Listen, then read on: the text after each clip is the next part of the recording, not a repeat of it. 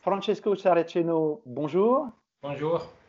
Alors vous êtes le vice-directeur de l'OFCE, qui est l'Observatoire français de conjoncture économique, qui est lié à Sciences Po, qui est un centre de recherche et de prévision économique. Vous êtes aussi, vous travaillez aussi pour la LUISS, université à Rome. On est très heureux de vous entendre aujourd'hui, puisqu'on assiste, dans le contexte de cette crise épidémique, à une crise qui est bien évidemment terrible d'un point de vue sanitaire, devient une crise économique.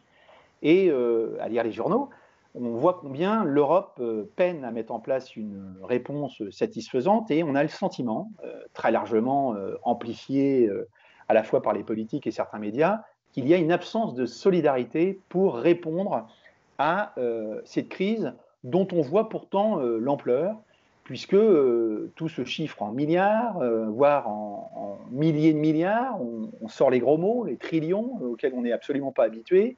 On voit les acronymes se multiplier sur MSE, on y comprend relativement peu de choses. Et puis, dans certains pays, la polémique prend même un tour particulier, comme en Italie, où on la voit enfler, avec un sentiment très largement partagé sur tout l'arc politique que l'Italie, une fois de plus, est abandonnée, seule à son sort, sur la ligne de front, puisqu'hélas, le pays a été le premier touché en Europe. Alors, première question, que pensez-vous de ce sentiment précisément italien? Et la solidarité européenne n'a-t-elle pas pourtant joué? Moi, je pense qu'il faut, c'est une très bonne question et c'est utile de clarifier un peu les choses. Moi, je pense qu'il faut distinguer la solidarité de la gestion commune de la crise. C'est ce qu'on n'est pas en train de faire dans les débats italiens, et pas que italiens en fait. Ici en France, il y a pas avec la même passion, mais c'est posé de la même façon les débats. Il y a eu un effort, il y a eu certainement de la solidarité, c'est-à-dire qu'après quelques frottements initiaux, les pays européens se sont accordés, se sont coordonnés pour faire si que la gestion de la crise sanitaire soit faite de façon la plus solidaire possible. Donc on a vu des malades transférés, on a vu des transferts des masques, d'équipements, etc. Donc tout ça n'a pas manqué, comme n'a pas manqué un effort des seules institutions, entre guillemets, fédérales qu'on a en Europe. C'est-à-dire, d'un côté, la Banque centrale européenne a agi vite et plutôt bien, je dirais, dans le sens qu'elle a mis à disposition des banques et des gouvernements des montants faramineux, comme vous disiez, avec beaucoup de zéros et beaucoup de millions de millions. Et 230 milliards, si je ne m'abuse, pour l'Italie. 750, il y a 750 milliards d'achats des titres. Chaque pays pourra en bénéficier selon sa dimension, soyons simples.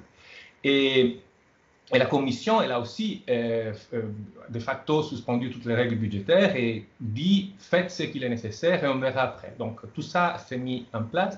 Je répète, la solidarité n'a pas manqué, même si au début on a vu des histoires qu'on n'aurait pas aimé voir et lire sur des masques bloqués aux frontières, etc. Mais ça s'est réglé assez vite. Ce qui en revanche a manqué brutalement, et ça a été le grand problème des réunions de cette semaine, c'était la mise en place d'un effort commun des États. Il ne faut pas oublier que nous, on n'est pas un État fédéral, donc on a quelques institutions soi-disant fédérales comme la Banque centrale et la Commission, mais les gros de la politique économique continuent à se faire au niveau national. Et c'est là où les États ont échoué, pas parce qu'ils n'ont pas été solidaires, mais parce qu'on n'a pas compris que si on fait un effort joint, on est plus fort devant la crise économique. Donc ça aurait été dans l'intérêt de tous les pays de mettre en place cet effort joint. Et non, et là, c'est les politiques nationales d'un côté et de l'autre qui ont primé. Et donc là, il y a eu des rigidités d'un côté et de l'autre, et il y a eu un refus d'agir tous ensemble. Donc, ce qui est sorti de la réunion de la semaine dernière, ça a été chacun pour soi. D'accord, alors justement, on va revenir sur le détail de ce qui a été décidé ou proposé à l'Eurogroupe, mais les États dont vous parliez, justement, sont présentés comme se séparant entre deux camps. Alors évidemment, c'est aussi quelque chose qui est très très largement exploité à la fois par des politiques, notamment en Italie, et aussi les médias, puisque c'est une configuration qui plaît énormément, puisqu'elle oppose de façon très dramatique ces deux camps, avec d'un côté donc les États qui seraient les États du Nord, les États riches pour faire simple, qui s'opposeraient aux États du Sud. Alors on les présente, selon les États, on les affuble d'épithètes différents, radins d'un côté, de l'autre côté évidemment c'est plutôt les cigales, ou alors c'est les amis de la cohésion, qu'importe. Il y a deux camps. Alors, est-ce que ces deux camps correspondent à quelle réalité en fait? Est-ce que la ligne de fracture est héritée du passé ou pas? Certainement, ça c'est une question très compliquée, on pourrait y passer 15 heures, donc je vais vous épargner ça. Mais parce qu'il y a en fait, encore une fois, il y a deux dimensions ici qui se croisent. C'est-à-dire, d'un côté, il y a des visions très très différentes de comment, du rôle de l'État et du rôle de la politique économique dans la gestion de l'économie. C'est la plupart des pays, soi-disant fournis, soi-disant les partisans de la rigueur, sont des États où on a comme vision du fonctionnement de l'économie une économie qui est fondamentalement régulée par les gouvernements, qui ne fait pas grand-chose de plus. Donc, par exemple, il ne faut pas que les gouvernements fassent de la dette, qu'il fasse de la dépense, etc.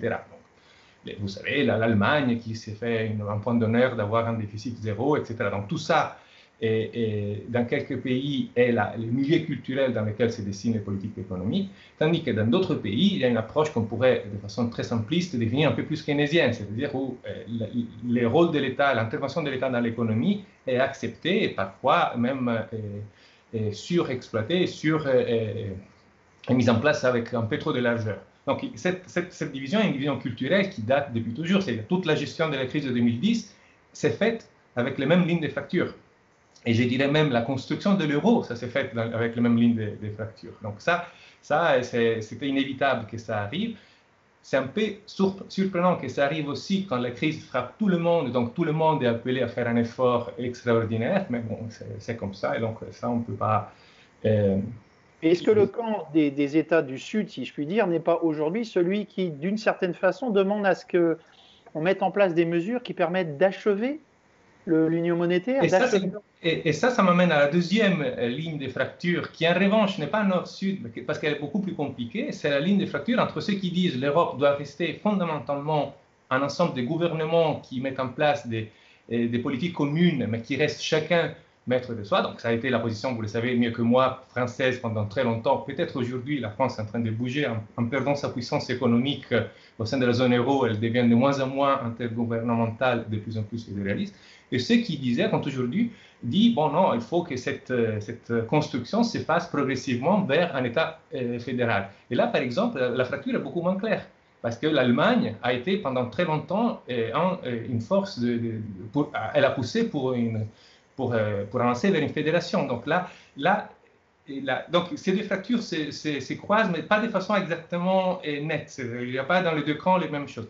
C'est vrai qu'aujourd'hui, comme vous disiez, je pense que c'est à aujourd'hui, ceux qui disent qu'il faut une intervention de l'État dans l'économie plus marquée sont aussi ceux qui disent que cette intervention doit se faire au niveau européen, parce que face aux défis d'aujourd'hui, un pays tout seul a beaucoup trop de limites dans son action. Ça, c'est aussi un argument que moi, je pense qu'il faudrait soulever chaque fois que les souverainistes nous disent qu'il faudrait revenir aux États-nations.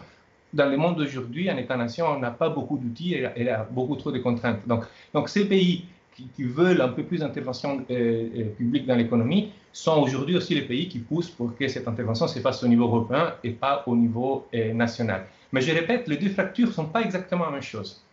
D'accord. Mais l'union monétaire sans union budgétaire, de toute façon, ce sera compliqué à continuer comme cela ou pas? Ah oui, ça, nous économistes, on l'a toujours su, c'est-à-dire que jamais dans l'histoire il y a eu d'union monétaire qui ont survécu très longtemps sans, au bout d'un moment, quelque forme d'union politique ou au moins d'union budgétaire.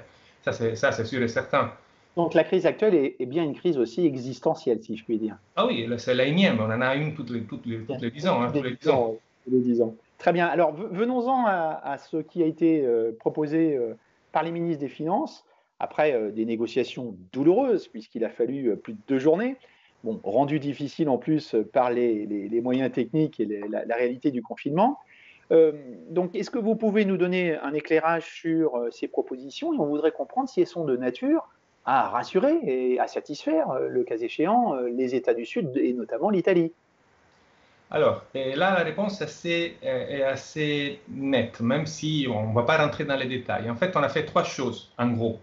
on a mis en place, premièrement, un système qui ne passe pas par une institution européenne, de l'Union européenne, mais par une institution, disons, marginale dans la construction européenne, qui est la Banque européenne des investissements. On a mis en place pour donner des prêts aux États et surtout aux entreprises. Donc ça, c'est une première chose qu'on a fait, à hauteur de 200 milliards d'euros.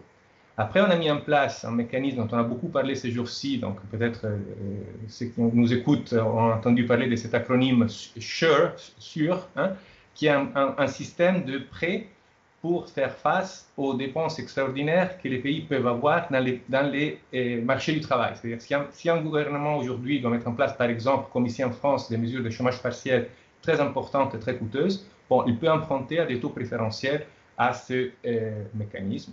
Et la troisième chose qu'on a mis en place, c'est une ligne de crédit pour les dépenses liées à la santé publique dans le cadre de ce célèbre et très controversé mécanisme européen de stabilité.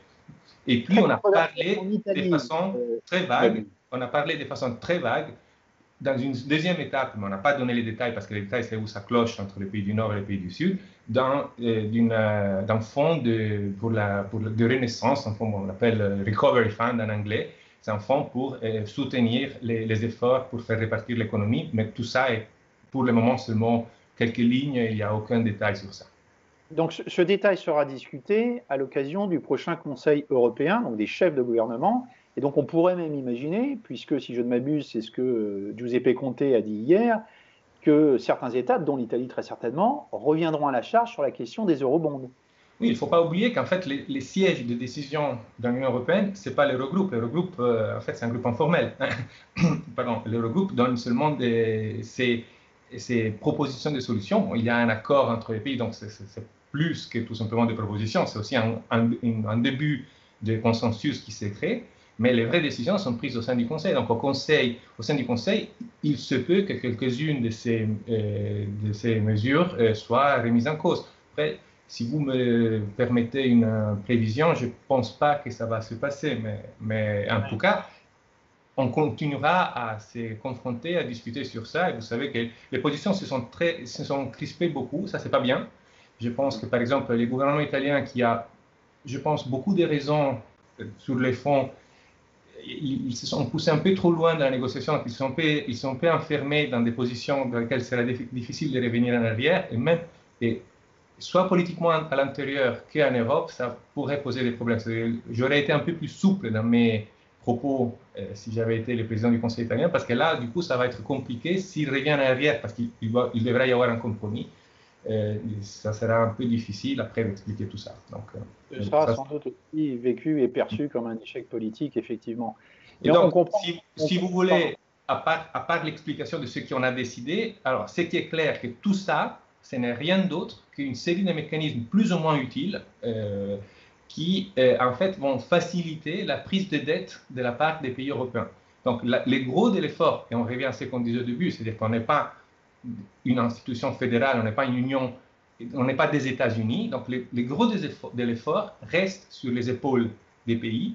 Et tout simplement, ces institutions qu'on a mises en place devraient aider ces pays à se financer, surtout les pays où les taux d'intérêt sont un peu plus élevés, comme l'Italie, l'Espagne ou la Grèce, et à se financer à des conditions un peu plus favorables. Mais c'est là où ça cloche, et c'est là où je vois les plus grands problèmes sur lesquels on s'est mis d'accord, c'est que les montants en jeu sont ridicules, sont très bas. C'est-à-dire, on a calculé avec mes collègues de l'OFCE, par exemple, que les recours au financement du mécanisme européen de stabilité va économiser en charge d'intérêt à l'Italie 0,02% du PIB. Et je ne me suis pas trompé avec les zéros. Donc, c'est des cacahuètes par rapport à l'effort dont on parlait avant, des centaines ou des milliers de milliards. Là, on parle de quelques centaines de millions. Donc, il y a 3 zéros en moins. Vous voyez. Donc, on est vraiment très loin de ce dont on a besoin. Ça peut aider. Donc, ce n'est pas les diables, mais c'est largement insuffisant. Donc, c'est pour ça qu'il faudrait faire plus, et on verra qu'est-ce qu'on donnera au Conseil. Qu'est-ce que vous en pensez vous-même? Qu'est-ce qu'il faudrait faire selon vous? Ça, c'est une autre question qui est assez compliquée. Et j'ai toujours pensé qu'il fallait une capacité budgétaire de l'Union, de la zone euro autonome, capable de se financer, capable de mettre en place des politiques qui équilibrent, qui rééquilibrent quand il y a des chocs asymétriques, etc. Donc, il fallait en fait un budget de la zone euro. Et donc, du coup, ce budget, on pourrait le financer, par exemple, avec des eurobonds, etc. Je ne suis pas sûr qu'on puisse construire ça dans l'urgence. Donc, moi, je pense qu'aujourd'hui, c'est qu'il faut... Pourquoi il est négocié? Parce que c'est très compliqué. Il faut se mettre d'accord sur ce que ce budget devrait faire, quels sont les domaines d'intervention, investissement de long terme, stabilisation de court terme, et qui les gère, comment il est géré, par qui, par l'Eurogroupe, par une autre institution, donc par un ministre, qui est-ce qui nomme ces ministres. Et donc, on est reparti pour 7 ans. Parce que si vous voulez, les mérites des discussions de ce jour-ci, c'est qu'elles montrent que la création d'un budget commun est importante. Après, qu'on ne le mette pas en place en 2 semaines, non seulement ça ne me choque pas, mais ça me rassure presque, parce que ça veut dire et la commission si on le fait bien. La Commission va faire une nouvelle proposition justement de budget, si je ne m'abuse, début mai, c'est ce qu'a dit Gentiloni. La négociation est en cours. Actuellement, on est aux alentours de 1%. Enfin, il y a une différence entre la proposition du Parlement et de la Commission. Une chose est certaine, c'est que ça reste extrêmement réduit. Non seulement ce budget n'a pas de ressources propres, mais en plus, il correspond à un point, en gros, des richesses, des revenus nationaux. Donc, est-ce qu'on pourrait imaginer malgré tout qu'il n'y ait pas une ambition plus grande qui soit prise et que les États parviennent à faire une proposition de l'ordre peut-être de 1,5 ou mais c'est là où je disais il faut distinguer. La crise a montré qu'on a désespérément besoin d'une force de frappe commune, donc une capacité budgétaire commune. J'espère qu'on ne va pas oublier ça dans 6 mois, et dans 6 mois, on se met à la construire pour la prochaine crise. Aujourd'hui, il faut faire avec ce qu'on a, et donc même si on parle des sommes ridicules, dans le cadre du budget, pas de la zone euro, mais de l'Union européenne qui existe aujourd'hui, qui existe depuis toujours, et qui est très limitée en taille, et moi je pense que du coup là, on pourrait vite faire augmenter en taille ce budget et mettre un autre petit morceau d'aide à l'effort pour sortir de la crise. On ne va pas trouver un instrument qui a la taille et la capacité de régler tous les problèmes. Donc, si chaque instrument nous amène un demi-point de PIB, un point de PIB ici et là, bon, à la fin, peut-être on va construire une réponse. Mais je répète, et comme ça je conclue sur la question, on a pris déjà beaucoup trop de temps. On n'est pas une union fédérale, donc l'effort va rester et restera sur les épaules des pays membres pour la majeure partie. Quand on compare la réponse européenne à la réponse américaine, on oublie que la réponse européenne s'ajoute aux efforts qui font les États, donc il faut compter l'enveloppe totale, tandis que la réponse américaine, elle est totale, parce que c'est la réponse de l'État fédéral américain. Donc absolument, il y a l'Europe qui fait des choses en plus de ce qui font les pays. Et c'est les pays qui vont porter la plupart de l'effort, parce que je répète, on n'est pas un État fédéral. Moi, j'aimerais bien qu'on le soit, mais on ne l'est pas. Et comment feront ces États, c'est la question que tout le monde se pose, pour arriver à rembourser cette formidable dette publique, dette souveraine qui est en train de s'accumuler. Déjà les dettes souveraines avaient grandi en volume de façon considérable à l'occasion de la dernière crise. Comment rembourse-t-on ? Et lié à cette question, tout cet argent évidemment immobilisé pour répondre aux besoins de cette crise ne pourra pas être dépensé sur d'autres postes, et notamment pour le Green Deal ou disons pour financer la transition, comme on dit. Alors, là c'est une des lignes de fracture en fait entre le nord fourmi et le sud cigale, c'est-à-dire que les pays du nord disent bon, on peut même augmenter la dette, mais il faut s'engager aujourd'hui à la repayer, à faire les fourmis après pour la repayer. Moi, je pense que c'est là où ça cloche, et je pense que c'est là où culturellement, en fait, les pays du Nord montrent d'avoir moins saisi les moments extraordinaires dans lesquels on vit. C'est-à-dire aujourd'hui, on vit, moi j'aime pas du tout la métaphore de la guerre contre le virus, etc.